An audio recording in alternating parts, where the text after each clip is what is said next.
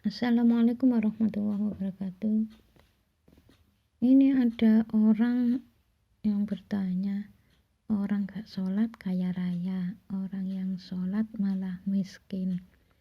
Sebenarnya kalau di titik siapa yang salah, kedua-duanya ya salah. Bukan berarti salah semua, nol semua, ya gitu. Kalau pertanyaannya di titik itu pertanyaan yang salah. Karena berarti dia tuh membenturkan orang tersebut, membenturkan ibadahnya dia itu dengan duniawi. Padahal yang saya amati itu tidak ada sholat itu bisa menjadikan orang itu kaya, itu enggak ada. Makanya ada doa, ada ibadah itu untuk bisa menjadikan terkabulnya doa. Doa itu nanti di breakdown itu macam-macam. Aku kabulkan doa orang yang beriman dan melakukan amal soleh. Itu ada keterangannya seperti itu dalam Al-Quran. Apakah dengan kita itu tahu Allah itu mengabulkan doa kita? Jika iman kita ini bagus dan amal soleh kita ini cukup besar ya di hadapan Allah.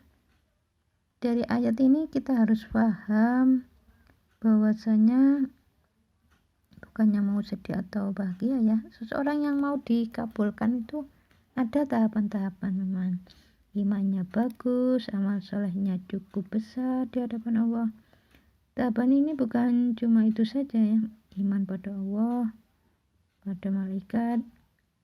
Iman itu banyak yang harus diketahui. Contoh, iman kepada takdir seseorang.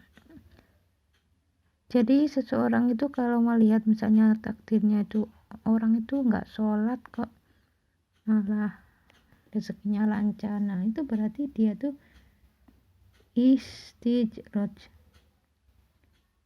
mendapatkan istidroj dari Allah Ta'ala. Harus dipahami dulu. Jadi kesenangan duniawi dari Allah Ta'ala yang diberikan terus menerus, diberikan tanpa dibarengi iman dan amal soleh, itu namanya istidroj. Itu ujian itu. Karena orang istidroj itu biasanya kalau nggak ada saya kamu itu nggak bisa begini begitu. Nah seperti itu orangnya itu biasanya gitu. Ini namanya kesombongan. Ini karakter ini. Biasanya kecenderungannya itu dia merasa benar sendiri, mengecilkan orang lain. Jadi karakter seperti ini sebetulnya dari genetik orang tua sebelumnya ya. Makanya ada Islam itu yang namanya rahmatan lil alamin. Ini harus dipahami. Islam itu menjadikan rahmat untuk seluruh alam. Nah, kalau sudah rahmatan lil alamin, rahmat untuk seluruh alam, yaitu sesuatu yang baik. Jadi kalau ada karakter yang tidak baik, berarti bukan Islam, bukan rahmatan lil alamin. Rahmatan lil alamin itu untuk seluruh alam, pokoknya sesuatu yang baik itu rahmatan lil alamin. Kalau bukan yang baik, berarti dia itu ya sebaliknya, bukan Islami berarti. Kalau ada karakter yang tidak baik, misalnya dari ibu bapaknya itu emosional, itu ya nanti bertanggung jawab di akhirat. Jadi kalau punya anak misalnya emosional, belum dimohonkan ampun pada Allah, anaknya suka emosi, itu nurun dari dirinya yang suka emosi, belum dimohonkan ampun pada Allah sampai meninggal. Nah ini bahaya nanti di akhirat, dipertanggungjawabkan. Kenapa anakmu itu marah terus? Gak tahu tuh ya, padahal dia tuh emosional terus. Makanya dalam Quran itu diceritakan, qu anfusakum wa ahlikum naro, jagalah dirimu dan keluargamu dari api neraka. Seseorang yang belum menikah pun yang jelas ya harus menjaga juga dari api neraka. Jadi ayat ini bukan hanya untuk orang yang sudah berkeluarga saja ya, yang belum menikah pun harus menjaga dirinya dan keluarganya dari api neraka.